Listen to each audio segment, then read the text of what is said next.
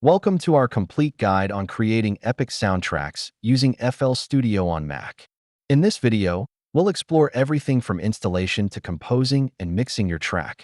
First, let's dive into setting up FL Studio on your Mac. We'll go through the installation process and basic configuration. Now, let's explore the FL Studio interface. We'll highlight the key features that are essential for creating soundtracks. Next, we'll discuss how to choose the right sounds for your project by using samples and synthesizers available within FL Studio. Let's move on to composing your epic soundtrack. I'll guide you through a step-by-step process to create a powerful musical piece. Layering and arranging your sounds is crucial in adding depth to your composition. Here's how to effectively layer your tracks. Now it's time for mixing techniques to enhance your sound quality.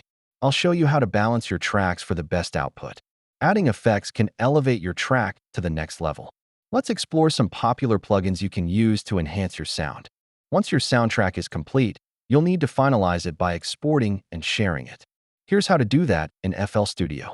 Finally, I'll share some tips and tricks for your future soundtrack projects to keep your creativity flowing.